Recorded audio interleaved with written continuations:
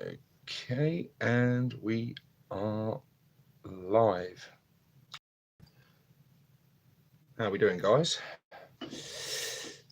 Sorry, I'm a little bit late getting started. Not that I announced this very long ago anyway. Let's just get this camera tripod set up a bit better. There we go. Can you see me okay? Good stuff. So, how are we all doing, guys? Are we good? Is there anything going on in the chat? We got Big Dozer, Yo Dude, and Hilmer on Smar Azon Frodel. Hi, that is quite a mouthful of a username you got there. And we got 5 people in here now, so good stuff. We're getting going. Okay, guys, I've been a bit busy, and some of you may know I've been a bit poorly with man flu. Nurgle blessed poorly with man flu. Nurgle blessed me at some point. So yeah, it's just been a bit busy and a bit manic here lately. So haven't been putting out quite as much content as usual. Well, certainly not as much as I was over October anyway, but I never intended to keep that schedule up because that was killing me, doing almost a video a day over the whole month of October. And that was grueling, trying to squeeze all that in. But yeah, I thought I'd do a live one because there's a few things I wanted to talk about and just sort of show what I've been up to and have a chat about. I am still working on my Mek Gunz, and although they're not finished, I did use them the other day in a game, which is another thing I want to talk about in this video. My first game with the new awesome codex. And after playing my first game, I can confirm this codex is awesome. I know there's been some complaints in regards to sort of the lack of new fluff. Complaints from me saying about sort of losing a lot of options and a lot of stuff from the index. We've lost a lot of stuff. And yeah, like I said, I was sort of one of the first people to sort of really rant about that quite severely, but I've not that I've gotten over it. Well, I have gotten over it. I've just kind of accepted it. It is what it is, and move on. And we can carry on being negative about all those things and moaning about everything we've lost, but it's not really what this channel's about. I will have a rant and a moan when I want to, and if something does sort of make my blood boil or get me riled up, then I will have a little moan about it, and I will make the occasional rant video.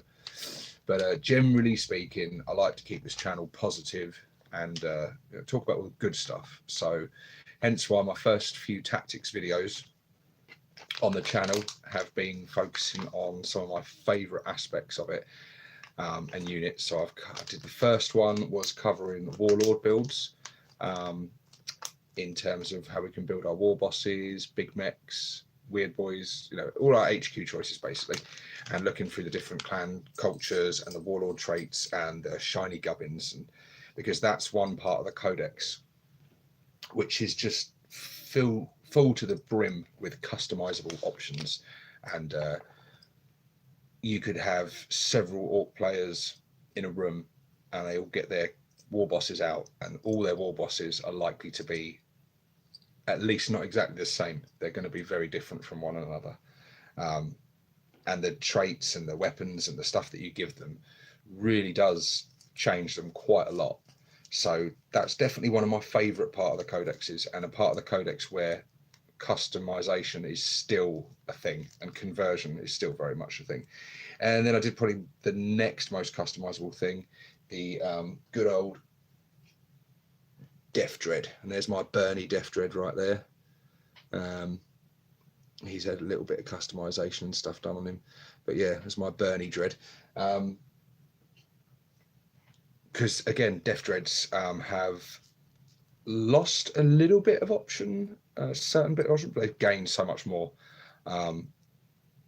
And now we can do something we've never been able to do before with our Death Dreads, and we can get rid of claws completely and give them 4 guns. We can't give them all big shooters, as I painfully... Hey, Shadowcat, I'm glad you're here. Got got something to show in a little while.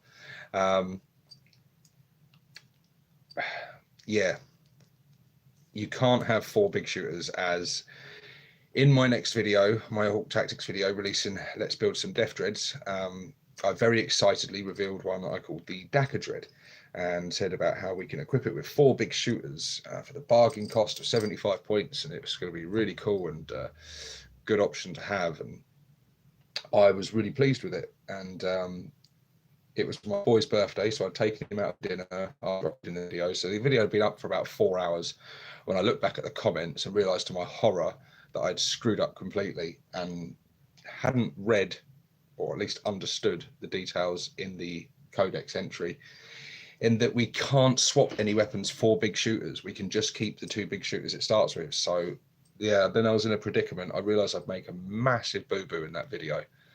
And I was asking Idikbeer for advice. I was asking Skarner for advice. You know, what should I do? I've still got the video on my phone that I can re-edit and cut bits and paste and change things, or should I just leave it as it is and explain in a comment and pin that comment to tell people, look, I'm aware there's a mistake in here. To which the overwhelming advice was, yeah, just pin the comment and move on and don't worry about it, we all make mistakes. Which I did agree with, because it was getting good views as well, and so this was annoying me because I was going to lose a bit of momentum on this video. But it was bugging me and playing on my mind, and the next day I kept getting comments in the comment section and on the Facebook posts, DMC Draws, hey buddy, saying, and everyone was really cool about it. No one left any like shitty comments or anything. People were really cool about it. Even the guy that pointed it out was really nice about it and said, don't sweat it, we make mistakes. I just thought I'd point it out to you. So as always, all you guys are awesome on that front. So it was me that seemed to care more than anyone else. But what really decided it for me was in the comment section on the Facebook page and in the comment section of the video itself, people were saying, oh, I'm going to build a Dakar Dread with 4 big shooters. That's really cool. I'm glad you brought that to my attention. And I thought, no, I can't let that happen. So I answered these people saying, look, sorry, I got that wrong. You can't actually do that. Sorry to have led you up the garden path. But so that decided it for me. I thought, no, I can't have this, because people are going to build this stuff. And because when we're YouTubers and we're making these videos, people listen to us and they take our advice on board and they learn from us, especially new players. So they're going to be watching my videos thinking, this guy knows what he's talking about, and taking my advice on board. And then they're going to turn up to the club and people are going to go, well, what's that? You can't have that. Kyle Witkowski says, my advice, 2 dread claws, 2 dread swords. Yes, that's the new option for your close combat one. Although you can still have 4 dread claws if you use the index war gear options. But how long is that going to be an option? Personally, and this isn't confirmed, this is just my thoughts, but I don't think index options are going to be there forever. I really, really don't. But yeah, so I had to re-edit and re-upload that video, and then I made the other one private and just took it off the channel, basically, which is annoying. There's no easy solution when you screw up a video and you realize too late whether you leave it up or you re-edit and re-upload. But I think I made the right decision. Why should you know what you're talking about? GW don't. That's from Orc Stuff. Well, that's controversial. But yeah, this new Orc Codex, it's funny because you read something at a glance and you think you've understood it, but there's so much in the fine detail of these things, and that you don't even realize. And I just excitedly saw the bit where it said you can swap your claws for these guns, and I didn't read in the bit where it doesn't mention big shooters.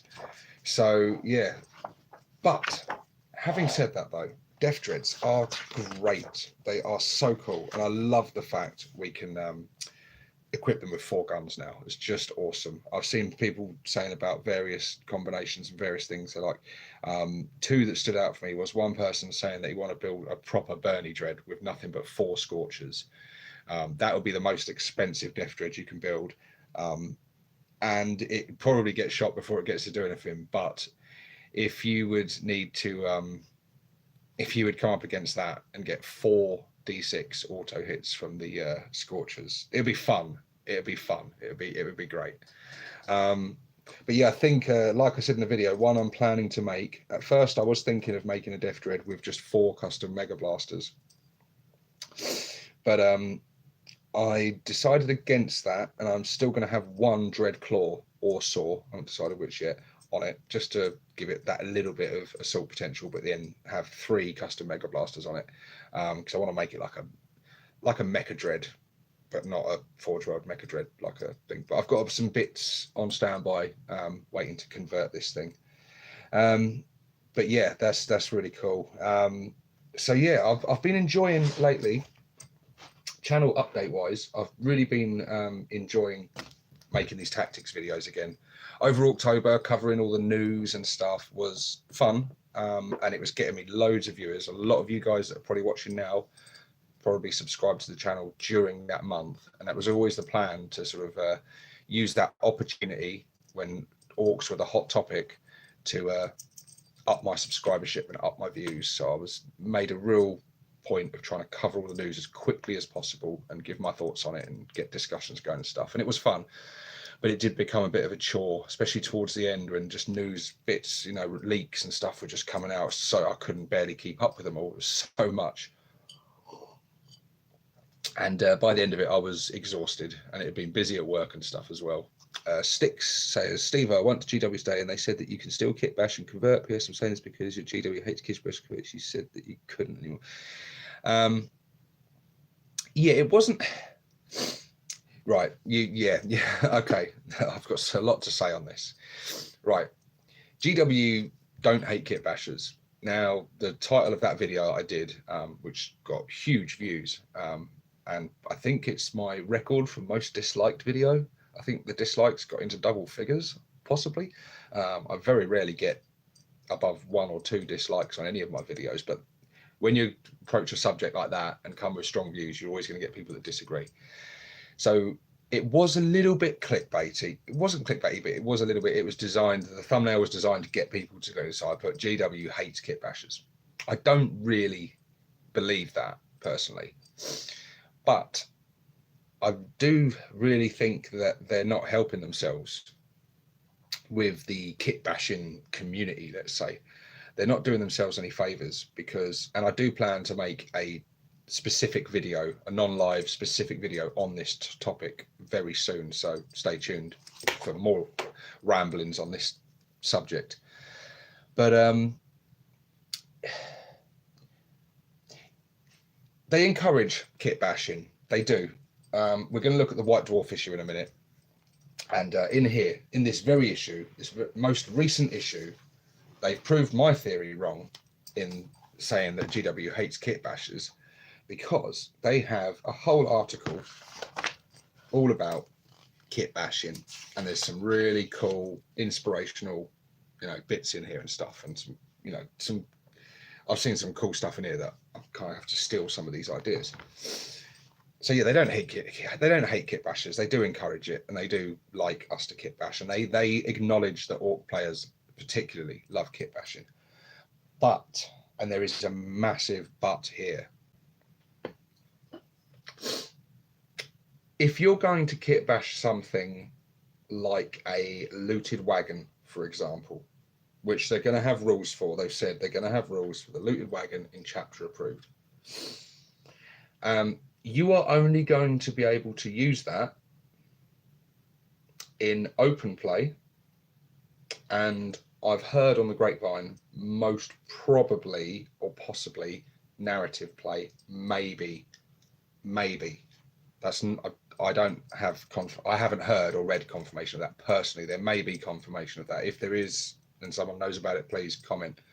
But you will not be able to use them in matched play.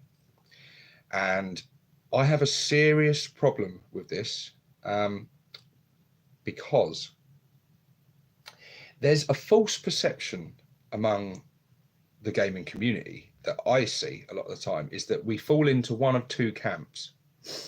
You are either, in GW's eyes, and in a lot of the community's eyes, you are either a tournament competitive player and you don't care about conversions and themes and anything like that. All you want to do is make the most power army possible and go out there and compete in the competitive environment. or you are a narrative player who likes conversion and kit bashing and theming your armies, and you're not so bothered about the competitive side of things, and you don't really care who wins or loses. You just want to play a nice story, or you want to theme your army, you want to build something that looks cool. And in a lot of cases that is true. There are players that fall into one of those two camps, but I don't. I do not fall into one of those two camps. I fall squarely in the middle. I love all aspects of this hobby. I have been in the hobby playing 40k properly since 3rd edition. And I do play to win. I am competitive. It's not win at all costs.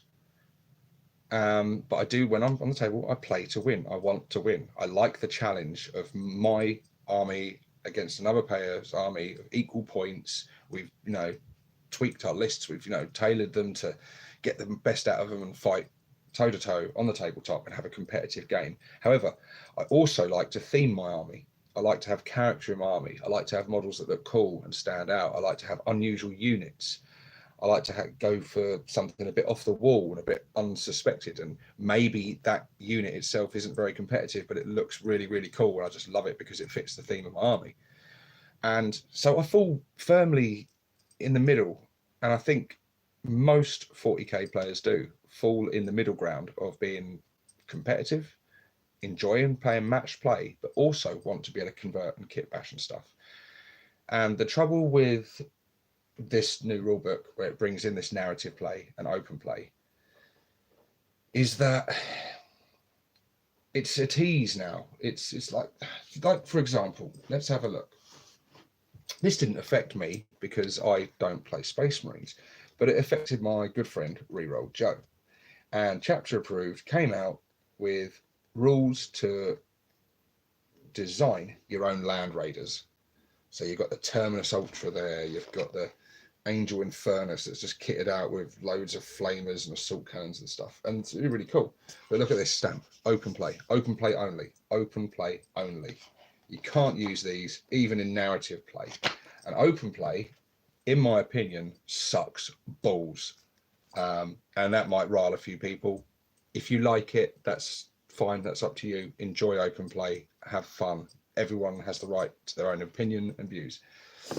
Do we need rules for open play? No, because the whole point of open play is there is no rules. We literally don't need it at all. It could just have a little paragraph in the book saying, look, if you want to play with whatever you want, design what you want, and just throw it on the table and have some fun and go for it. Because the whole point of open play is that two players can literally just throw the whole collections down, whatever they like, and just have a game for fun. Narrative play, I don't have so much of an issue with, because I like the idea of doing sort of story-driven campaigns and story-driven games and things, and I'd like to get more involved in things like that. But I'm certainly not going to play it very often, because I've always played match play, because in the old days that's all there was match play. And now the trouble is, with the introduction of open play and narrative play, for us match play players, most of which are like the old school players, we can't have all this cool stuff. I want a looted wagon in my army, but I want to be able to play it in match play. Not because I want it to be overpowered and dominate the tabletop and be the best thing ever and be, beardy as hell. I don't want that. I don't want to convert and kit bash something so that it abuses the system somehow. But I want to be able to play it. Even if they said you can use these in match play games, here's the points values, here's the rules for using them in match play. However, we won't endorse the use of these in tournaments. There you go. That I wouldn't have an issue with that. Some people still might. They still might want to take them to tournament stuff, but it would be. I don't think that would affect that many people. And I could understand that. I could understand if they did that and they said, because that maybe they haven't play tested this stuff enough to be able to say, yeah, you can use this in tournaments. But yeah, that's my views on it. I just no. So I'm in the middle. I don't know. But where do you guys stand? I mean, do you play narrative play? Do you play open play? Do you play match play? Do you play a mixture of all three? And if you do play match play, do you still like to convert and kit bash? Do you still like to make your army look very personalized? And if you play match play, are you gutted like I am that you can't have a looted wagon in your army? I'm really gutted about it. I'm devastated. Lionel Games said, have you ever played open war, different to open play? No, I haven't. I've played one game of narrative play with my son, because I just thought it was easier for him, and it is great for things like that. So we just did the PowerPoint system. Perhaps come up with homebrew rules. We have make up multiplayer rules and pocket. There is that, and people have said that to me. You know, come up with your own rules and point system and stuff. But there's just such a grey area there, and who I play against, Reroll Joe, is very, very competitive. And if I was to, let's say, come up with some homebrew rules for some points for a looted wagon, and then this thing did really well in the game, he would call bullshit on it, and it just wouldn't be worth the ball. Like, I think in match play, you need the points levels. Against other players, you probably could do things like that, but I don't know. I like working out all the points and having the, I don't know, it just wouldn't sit right with me, and I don't think you can redo it. It wouldn't take them much to stick some bloody points on this thing. It really wouldn't, and give it some rules. Is 40k and 40 minutes a thing anymore? Combat Patrol, that's what that is, 40k and 40 minutes. I used to love Combat Patrol, one of my favourite games. I think that's kind of been replaced now by Kill Team, which basically is 40k and 40 minutes, but it's quite different. I would still love to see the return of Combat Patrol, because I loved Combat Patrol, and slightly modified rules of that. Those games, I did very well in a Combat Patrol tournament, a little local club tournament years ago with my Necron army. They were, I think I finished third in that tournament, and it was good fun. They did very, very well. But let's show you what I've been up to. I've got some things to show you guys. So, little update on the Mek Gunz. So, I've got the, you have to excuse, the wheels have come off this one because they're not glued yet, ready for painting. So yeah, I've got my standard Mek gun, still no grot crew built up yet. So there's the standard one. And then here's another one that's sort of almost standard currently and still isn't finished yet. But I'm thinking I'm not going to put the armor plates on this one because I want it to look different. I've also used a different bit on the top, little gubbins bit. And I'm probably going to just sort of use some various bits from the truck kit around this to sort of adapt it and change it slightly. But yeah, so that's two of them. I'll move them. Wait a minute. And then we've got this one, which is the one that I sort of converted from mostly parts from the truck kit, and the zap gun and the custom mega blaster from the Morkanaut kit. It's basically still held together with blue tack at the moment, but I think that's shaping up quite nicely. As you can see, it's all falling apart on me now. I did use these the other day, like I say, in a game the other day, like this, all blue tack together, because I really wanted to use them. And then I've got this one, which I'm really liking how this one's coming out, actually. So he's got a bit of the armor plating from the Mek gun. He's got the big truck wheels, the cannon from the battle wagon, and the engine from the truck is sort of powering the gun. But I've got to build off some sort of little plates and places for the grots to stand and switches and things. So yeah, work in progress at the moment, but I'm really liking how they're coming along. And I love the fact that I've got 4 Mek Gunz, all with the same loadout, but they all look different from each other, which is, again, shows now we can convert things like that, no problem. If the rules for it are the same, you're not changing anything, then yeah, you can convert stuff and make it look different. It's when you want to convert different types of weapons and things, that's where the problem comes in. But so there is still a lot of conversion abilities there. Sorry guys, I was just reading what you guys were chatting about in the chat there. So yeah, the Mek Gunz are coming along nicely. I've got quite a bit of work to do on them. I need to pull them back apart, clean them up and glue them properly, now that I've got this sort of basic shapes and stuff in mind. And then I just need to start adding some bits on. Like I said, I haven't built the grot gunners yet, and I used the Mek Gunz the other day without the grot gunners, because in the rules it says you ignore them. They're just there. You put them around and they can't be killed, they can't kill, they can't take object, they can't do anything. Basically, they're just ignored. So they're just there for the looks. So as far as I was concerned, I could just use them without the grots, because I didn't need them. So luckily, because I wouldn't have had them built in time for the game. But it's got me thinking about how I'm gonna sort of paint these and use these, because I've got the sort of idea of putting these maybe on sort of like flight bases or like dreadnought size bases, and putting a couple of the grots on the base with it, and sort of just painting it all up and basing it as one model rather than having the grots separate. And I think that would look quite cool, because it would kind of look I don't know, I think it would look quite cool, because I want to use the grot crew with it, because they're awesome looking models. But I probably won't, because the rules don't really matter, I probably won't have the full 5 grots with each gun, because it doesn't really matter. They're just there for the looks. I might just put a couple of grots around each one on the base, and then with the others I can use them in my tanks and potentially future projects like grot tanks, or I can use a lot of them. They would make great grot oilers and stuff for big mechs. Integrating the grots on the guns and bases is the right call. Yeah, I think it would look really cool. It just means I've got to get some bases. But let's have a look. Dreadnought base here. I'll get one of these. Let's see. So yeah, maybe a dreadnought base is going to be a bit small. I'm thinking maybe like a flyer base. Sort of sideways. I think you could fit a couple of grot crew either side of it. I don't know. I haven't decided yet. I'm gonna think on it. I mean, I've got to finish them anyway yet.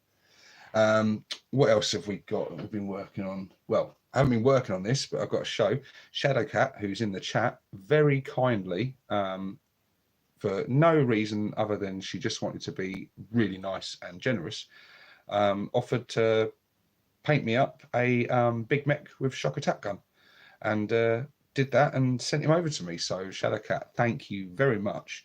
I used him the other day in the game, and he was brilliant. He was great fun to use.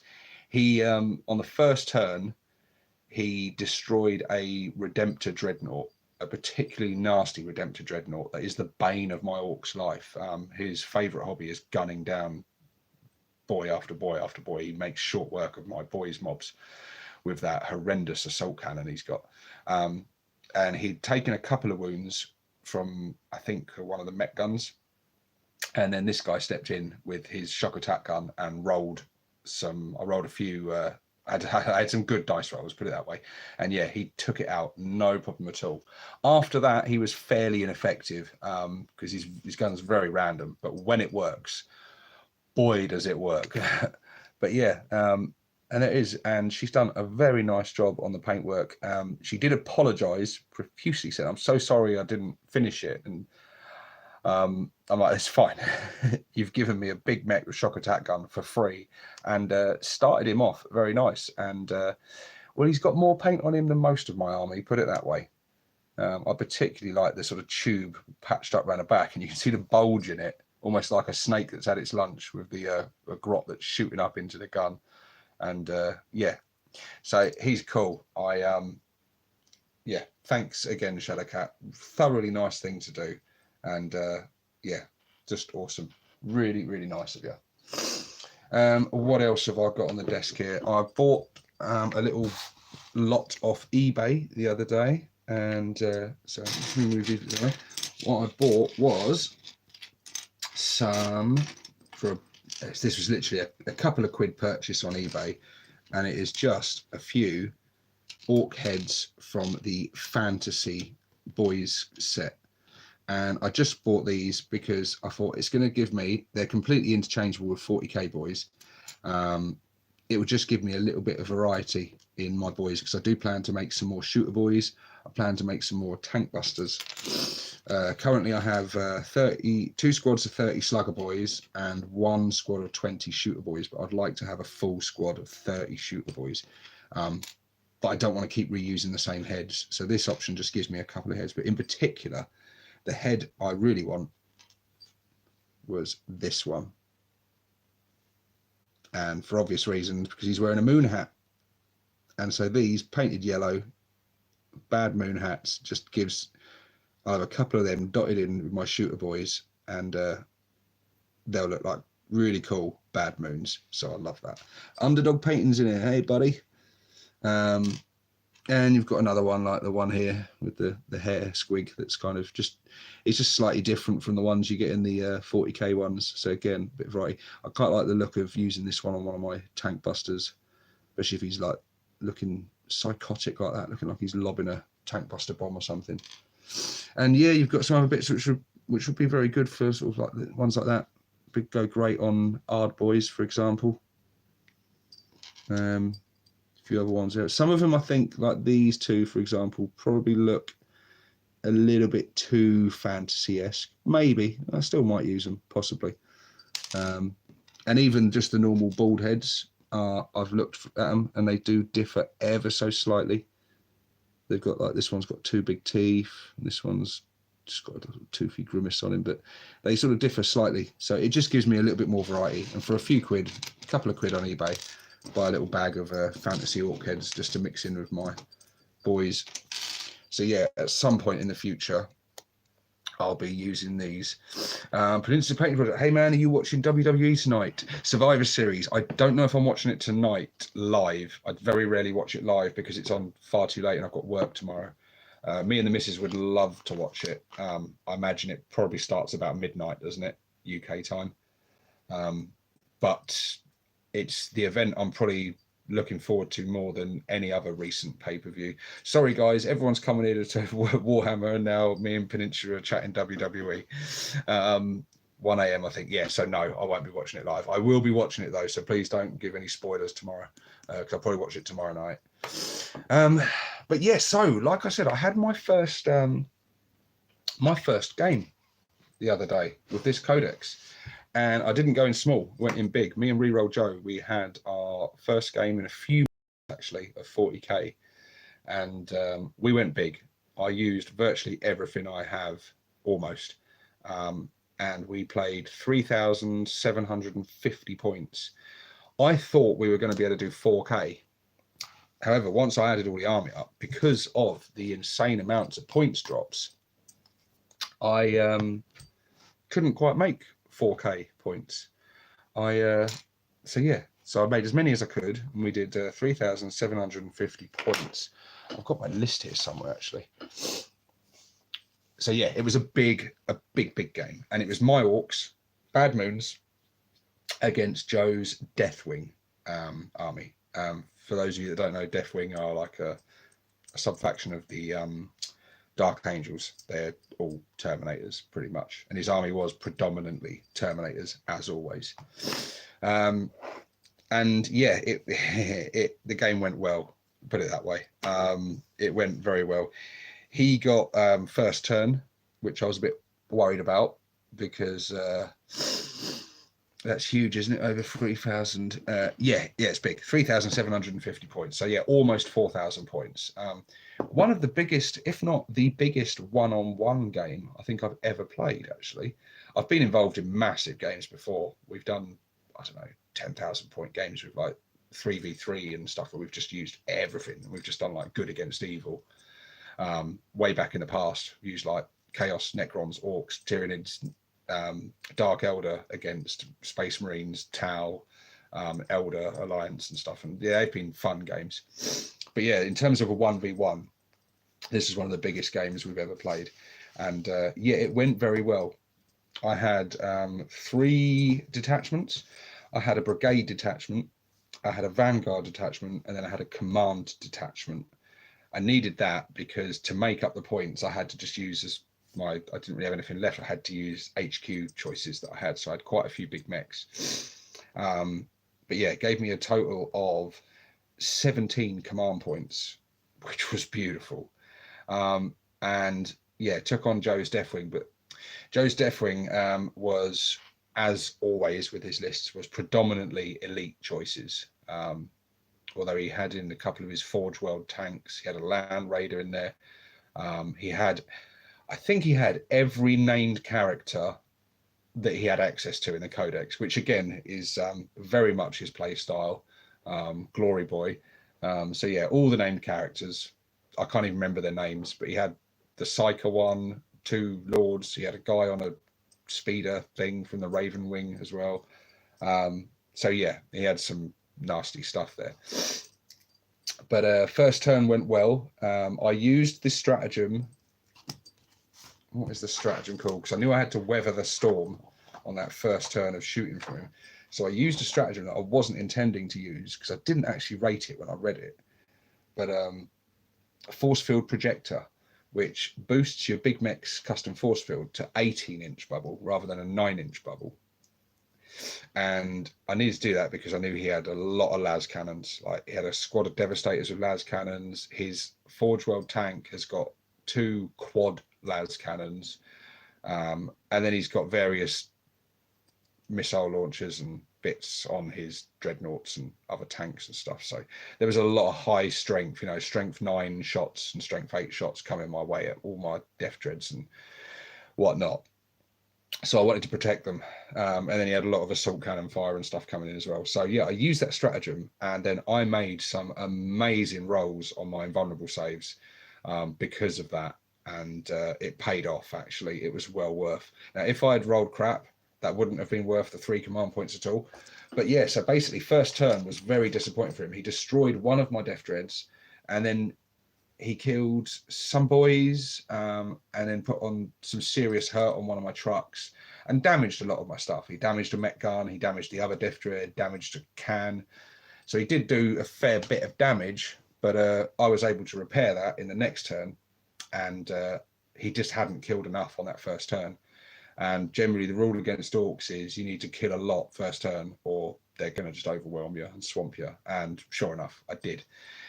Basically, it wasn't a walkover, but it was a comfortable victory. Let's say that. It was a comfortable victory. There was only really sort of one point, sort of mid-game, where it looked like he could sort of almost turn the tide of the battle a bit, but not really. I was pretty consistently ahead most of the game. His Storm Shield Terminators were still the bane of my life.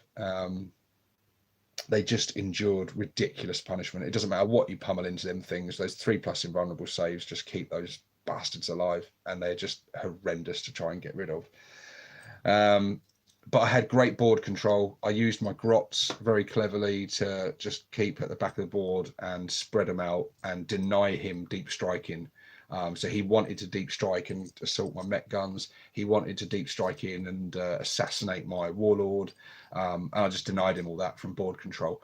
And doing the same to him was very easy because he had a very elite army and didn't fill out on troops at all.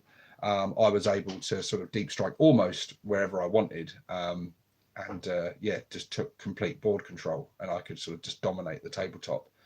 So yeah, board control is the name of the game. And also getting these detachments, because if you're building an elite army, he had, I think, about 5 command points, because he had a couple of the smaller detachments that gives him like 1 command point and then 3 for being battle forged. And I think he got an extra 1 for one of his special characters, and he was able to gain command points back. So it wasn't as bad as it first seemed. So he was still able to use a fair few stratagems.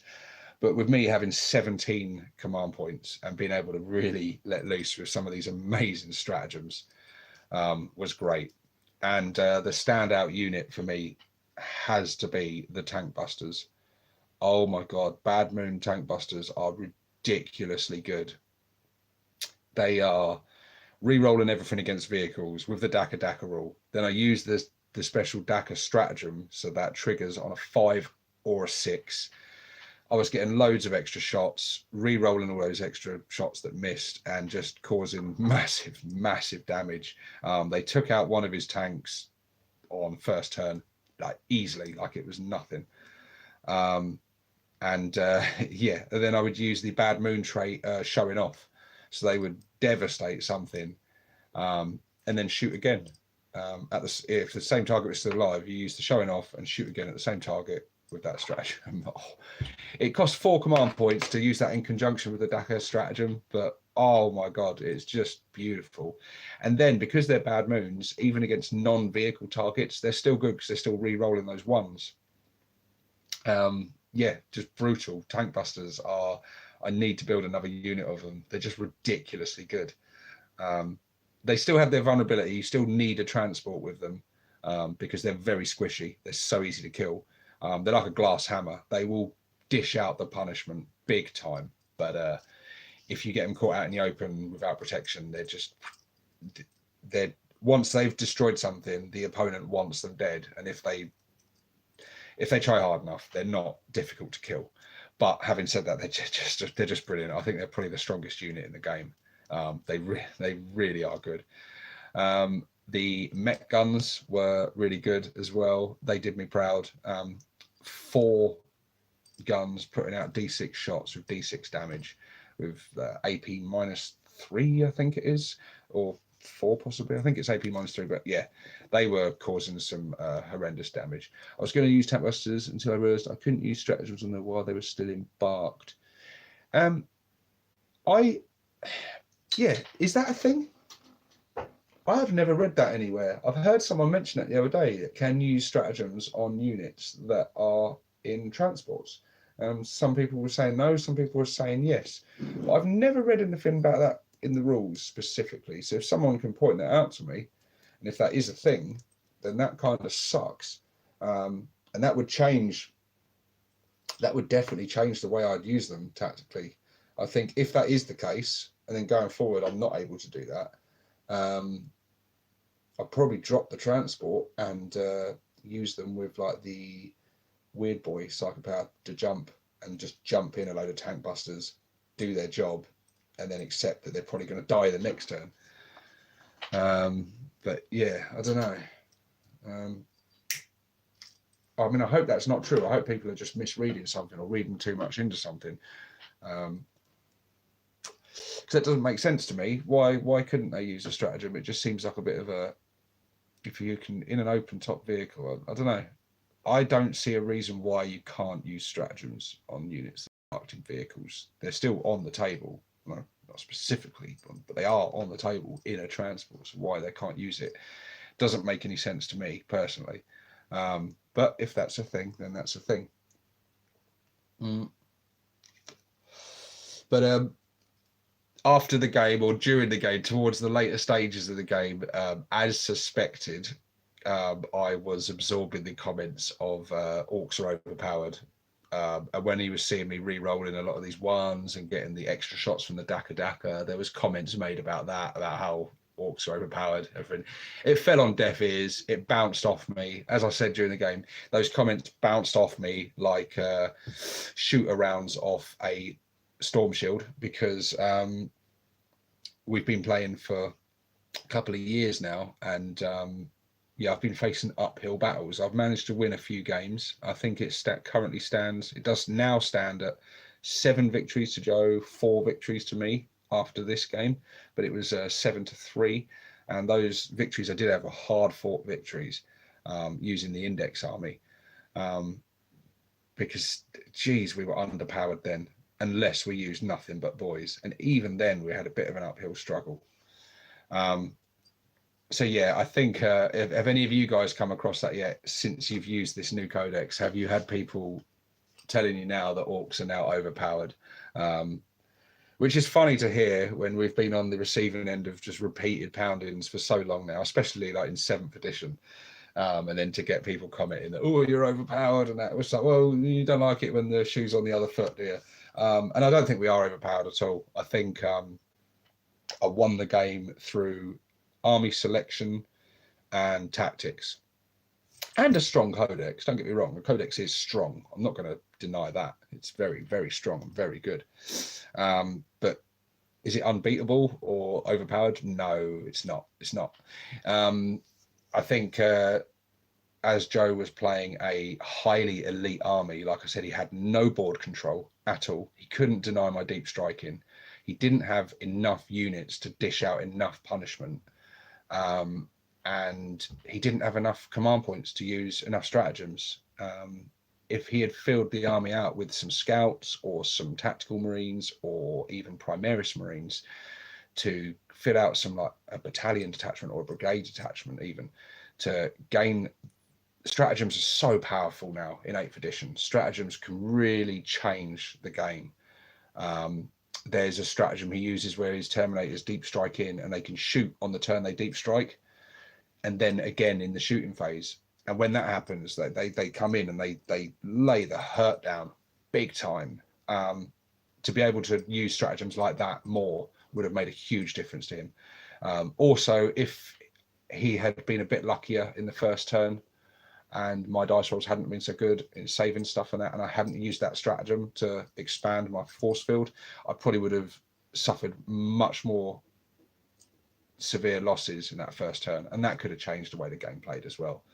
But it was a fun game. It was a fun game. It was a good game, and it took the whole day to play. But it was it was good fun. It was great. It's great fun to play those big games once in a while. Can you do a video on the best and worst orc units? Quite possibly, although I don't have every orc unit, so it would be very theory hammer from my part. And I think you can gain a lot of knowledge from reading about the stuff, and you kind of have an idea of how things are going to perform, but sometimes they don't perform on the table as you suspected. So yeah, possibly I could certainly do a video on what I think some of the top units are, and Tank Busters would be right up there in one of the top units. Like I said, Mek Gunz did well, Cans did really well, which my Cans have never really done well before, but in this game they did do well. And they haven't gained any buffs really, because they don't benefit from the clan trait. They get the Daka rule, which is nice. But other than that, they haven't really gained anything other than a points drop, which was severely needed. So I was still a bit concerned whether Cans would do very well. And I used them in a unit of 6, which I was also very concerned about, that when you use them Cans in the large units, they have horrendously low leadership, and that can hurt badly when you fail your leadership and lose 1 or 2 or 3 cans from a failed leadership test. That's really painful. But I wanted to use them in the large units. They got those extra attacks in close combat, and that paid off in the end because they charged his big tank that I can't remember what it's called, but it's a big nasty tank, and they got in close combat with it, and the attacks did pile in there, and I think they finished it off with their can claws. So yeah, but Mek Gunz and Cans, like I say, they don't benefit from the clan culture. Seems to be a lot of confusion on that, which is why one of the reasons I was hoping the FAQ, the errata, would be out by now, because every other codex errata and FAQ has come out 2 weeks after launch.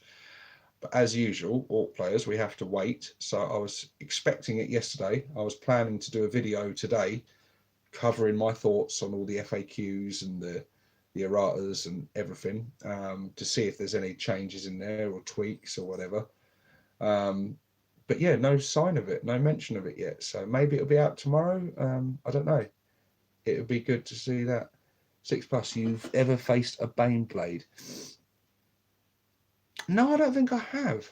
I really want one for my orcs though. I want one for my orcs. I want to make a huge fucking looted Baneblade battle fortress for my orc army. I'd love to do that. But no, I've never faced a Baneblade. I faced a Warhound Titan at the gaming club once. That was fun. No, I didn't face off against it. I was allied with it actually on my Black Legion army, and there was a guy there that used to have a huge Chaos army, Iron Warriors, I believe it was, and he had a Renegade Warhound Titan. That thing looked amazingly cool. But yeah, so you know, I like Baneblades. I like all the different variations of them as well. I like the Storm Lord, is it? I think it's called. The one that's just got massive like assault cannon things on it looks cool. I've been learning BFG while waiting for the FAQ and chapter approved. Yeah, chapter approved is going to be interesting, isn't it? Let's see what these looted wagon rules are when they come out, and all the other vehicles that are coming out in it, that we can't use in match play by the sound of it. Who knows, that might change. Maybe they've heard us all bitching and moaning, but I'm sure that book's already written and ready to launch, so I doubt it's going to change now. please GW just add a little page at the back saying points values and rules for match play for these new vehicles. So like I said, White Dwarf, first issue of White Dwarf I've bought in over 10 years, I think, and I had to buy it because it's got an orc on the front, and although it's the November issue, this is the October issue, so this should have been released in October, or at least something orc related should have been in there in October. But it's got some great stuff in there. I love some of the conversions and stuff in here. Like there's a converted Death Dread there. Someone's done a truck here with a longer wheelbase, which looks very cool, and got the Grotzuka in there. So I'm not sure if he uses rules. Again, he probably uses this in narrative play because there's no rules to have a Grotzuka in there, but it looks cool, undoubtedly. I like the look of that. And then some of these ones, you got there it is, a looted wagon. And it says here, great news, Orc fans. Looted wagons, along with looted carts and battle fortresses, will be making a glorious return in Chapter Approved 2018, which is out next month. Yeah, they're making a glorious return. I don't mean to bang on about it, but it's not a glorious return if you play match play. It's a massive tease if you play match play, but never mind. This one looks cool. Look at this thing. It's like a trike drop tank thing. It's used parts from the turret from the battle wagon. Yeah, they've got the tracks from a Forge World grot tank, and it's got a scorch light. It's got a little kill saw bit at the back there. And this thing down the bottom here, this grot cart thing. Look at that. You can see it's used parts from the Mek Gunz kit and part from the flyer kit and stuff. Just crazy. So yeah, that was cool to see. So good to see GW encouraging kit bashing and converting. And then you get loads of info in this issue. We've got an Orc battle report, which I haven't read yet. Lots of advertisement for orky stuff. If you want my advice, don't buy any of these. Buy all these old school stuff. I know it's tempting to buy the new shiny stuff, but the older stuff's so much better because we get options. You get bits for your bits box, and this stuff has been improved massively, a lot of it anyway. There's not much went up in the codex. We had war bosses and things went up. Boys went up, obviously. So if you are predominantly running a horde boys before toys style army, your army lists may have increased in points, and but I think virtually everything else has either stayed the same or dropped. For me, the Mek Gunz dropped, the cans dropped, the Death Dreads dropped, Meganobs dropped, the Gorkanaut dropped. So many things dropped in points. Loads of the war gear options dropped as well, like big choppers dropped from 7 points to 5 points. Big shooters dropped from 6 to 5 points. Custom shooters dropped from 4 points to 2 points. So yeah, there's just so much good in this codex. And like I said, I've started with these tactics videos. I've got so much more to cover. Coming up on the channel soon, I'm going to be probably my next tactics video is going to be covering stratagems. Because of the large amount of stratagems, what I might do with that one is split it into like 2 or possibly even 3-parter. I had some nice news today as well, because another video that's coming out soon, that I will be filming soon, is going retro and back in time to do my retrospective look back at this, the 3rd edition Orc Codex. And one of my subscribers, one of you beautiful people, got in contact with me today, out of the blue, very nicely, and has offered to send me the 2nd edition Codex free of charge, to use for the channel to cover a retrospective look back at that. So that's really exciting, because they're quite pricey to get. I think looking at them on Buongiorno, Daniel Grunt, for looking at the 2nd edition Codex on eBay and stuff, it goes for around sort of 18 to 20 quid, so it's not that cheap to get hold of. So that's really cool of that subscriber to do that for the channel. So yeah, as always, you guys rock. You're just awesome. So I've covered everything I want to talk about. I've made some notes here. So I showed you my Mek Gunz, talked about my first game. We've had a little look at what Dwarf, showed you the bits I've got. Yes, exciting news as well. Very exciting news. Just before I get to that though, something else coming up very soon on the channel. I recently did a unboxing and review of the Cromlech Mecha Juggernauts, the Cromlech Meganob versions of. I did a review on those, really cool detailed kit. Like, I was very impressed with these. So check that video out if you haven't already seen it, and check out the Cromlech website for some cool stuff. But they also sent me for review this, which I haven't opened yet. I'm going to be doing a unboxing, review and build of this, the Aukenberg Daka Bunker, which looks really cool. Laser cut MDF. So yeah, very soon look out on the channel, because I'm going to be doing an unboxing and I'm going to build it up, and I'm going to give a full review and open and honest thoughts. They sent this to me free of charge for the channel, disclaimer there, but I will give a very honest and open review of this. But I'm really looking forward to it, because I love the look of this Aukenberg stuff. And while we're on the subject of tabletop scenics stuff, I contacted them the other day and was asking, because it is Black Friday coming up, at least I don't know if this is the same across the world, but certainly in the UK it is Black Friday this Friday coming. And I got in contact with Tabletop Scenics over at Cromlech and said, will you be doing a sale on Black Friday? And they confirmed that yes, they will be. So if you guys do have any money, you want some orc scenery, or you want some third-party good resin Cromlech stuff, they've got amazing orc range on that website. Have a look on there, but hold off till Friday, because they're going to do some Black Friday deals. And I think last year on Black Friday, I believe anything you bought on the store was 20% off. Don't quote me on that, because it was almost a year ago now. At the time, I didn't have any money, so I couldn't take advantage of that. But yeah, they going to be doing a Black Friday sale. And I imagine a lot of these other companies like Puppets War, what are the other ones? You got Cromlech, Spellcrow, GW won't. I don't think they've ever done a Black Friday sale. Why don't GW do sales? I'm sure they used to years and years and years ago. I remember when I was a kid, I'm sure they used to do sales at some point.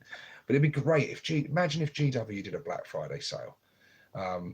They could do a 20% off sale anyway, because then you'd only be paying the same cost as you would from a third-party company anyway. So, but yeah, there you go. It would be good if GW did it. But I'm sure places though like Goblin Gaming and Dark Sphere and all the other discount places might also be doing Black Friday sales. So if you've got some money burning a hole in your pocket, yeah. Ooh, Green Friday, you say, yeah. Line 8 says, never known GW to do a sale. I mean, I'm going way back here. I'm going back to like very early 90s, late 80s. And maybe I'm wrong and it's just my false nostalgic rose-tinted glasses looking back. But I just seem to remember them doing some sort of sales, but certainly not in recent years have they ever done sales. But yeah, Black Friday could be a good time for us gamers to snap up some bargains and get some good bundles and stuff. And I plan to get some more scenery from Tabletop Scenics, and when I do, I shall be doing reviews on it. The Orc Bunker that I recently gave away on the channel, that was a massive tease, because that's probably been my favourite piece of scenery they do for the orcs. I'm eyeing that up at the moment on the website, and yeah, if that comes in at 20% off, I'll be snapping their hand off for that. And I'm looking at some of the other bits like the Orc Watchtower, but yeah, check it out, guys. The Aukenberg stuff is just amazing, and they've got that brand new Orc Warp Gate on there as well now. It's currently on there for €40. So if that does have a 20% off, you're going to be looking at €32 for that. So it's going to be around the 30 quid mark. That's pretty good. It looks like a cool bit of scenery. So yeah, yeah, exciting times. So yeah, good time to snap up some Black Friday bargains soon. But yes, so exciting news.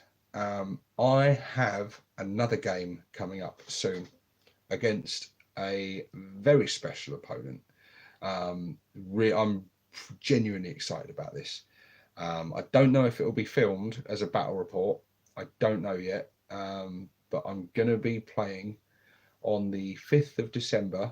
I am going to be traveling over to play Idic Beer. My Orcs are going to be taking on Idic Beer's Necrons. So in a 2,000 point game. And I can't hide the smile because I'm genuinely excited.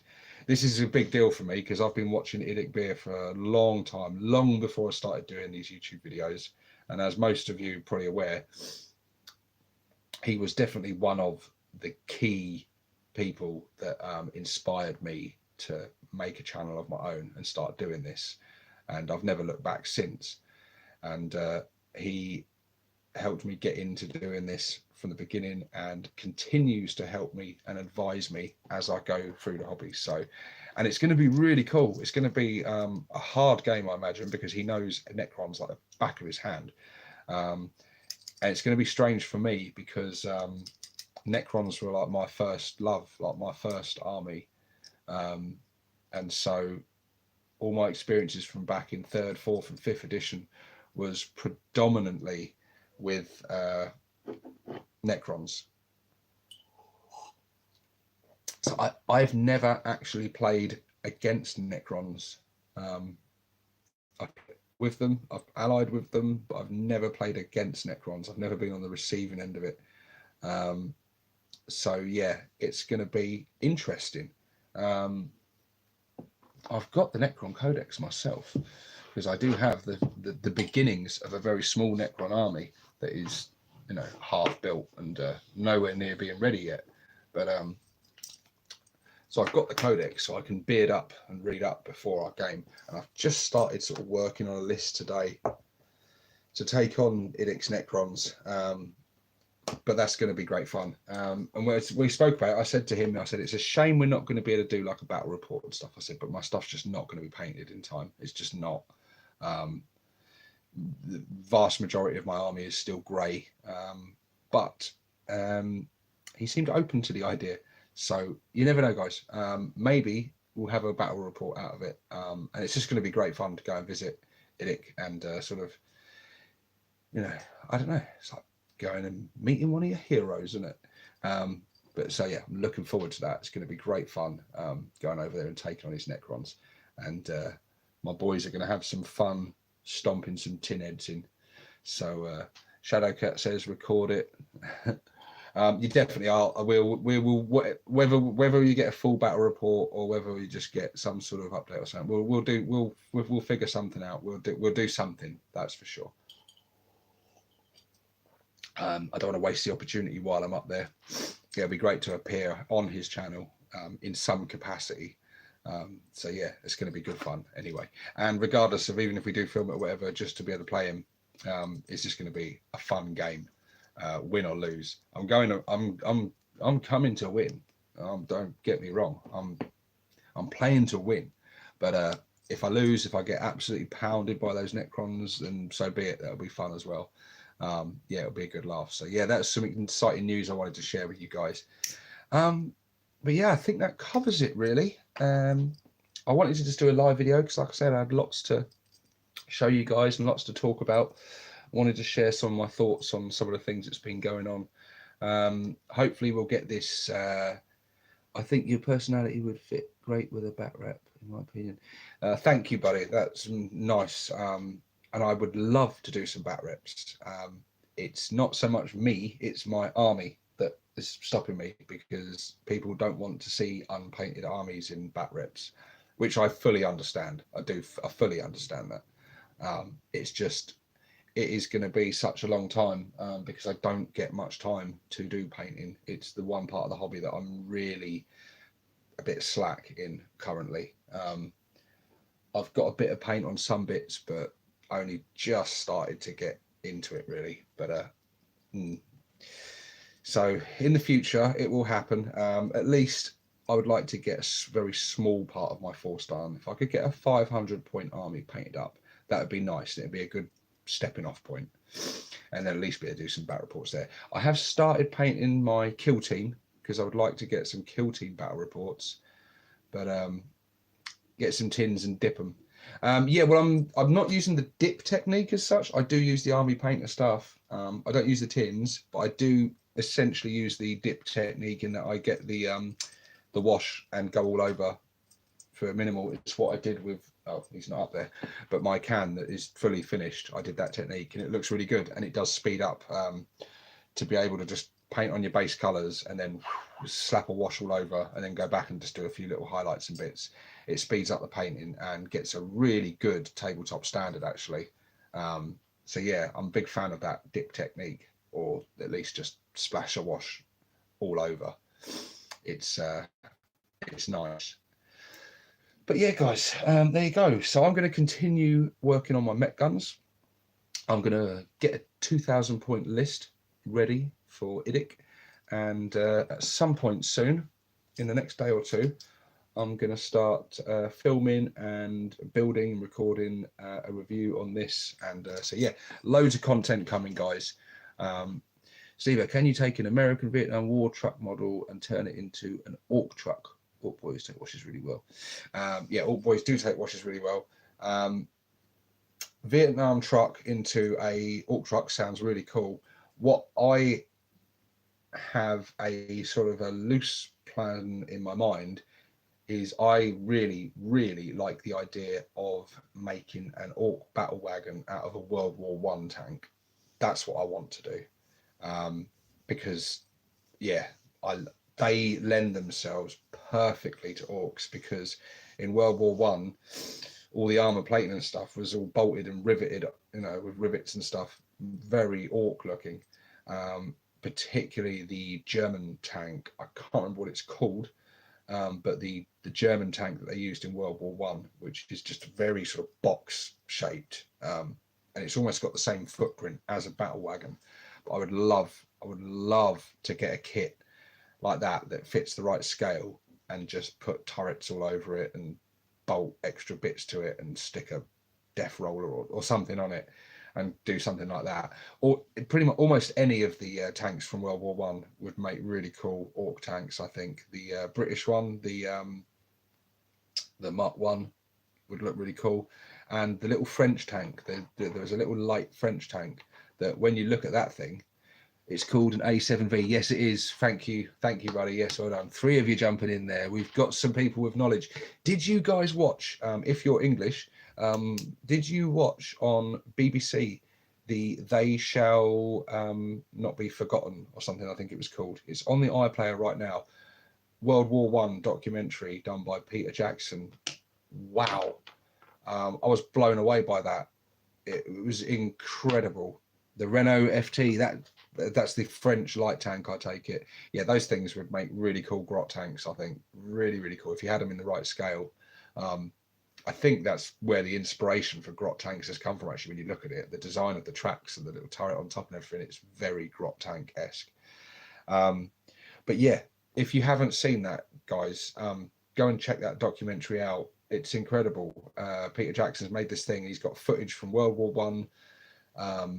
And where everyone runs around like Charlie Chaplin and stuff, he's like slowed the footage down so it looks like normal pace. He's digitally restored it all and colorized it, and it blew me away, actually, because I find the World War One stuff really interesting, actually, and seeing it like that for the first time just brought it to life and just looks incredible. They Shall Not Be Forgotten was great. Watched it the other night. Yes, that's what it's called. They Shall Not Be Forgotten. If you've got any interest at all, guys, in World War One, check that out. Yeah, and have a look at the tanks on there, because I think you'll agree some of those tanks would make really, really cool Orc tanks. So yeah, that's my thinking. But I have to look and find the sort of right kit that I like. I've seen some. What I don't want though is that some of those as a child, I used to have some of the sort of epic kits and stuff. We build tanks and stuff out of, and I can't stand those rubber tracks. You know, the one tracks that come all in one. A lot of those kits have like a sort of rubbery style track. Ugh, they're horrible. They just, I don't like them. I prefer. But I've seen some other kits that have the tracks in little, the tracks are in little different segments and stuff, so you can bolt them on.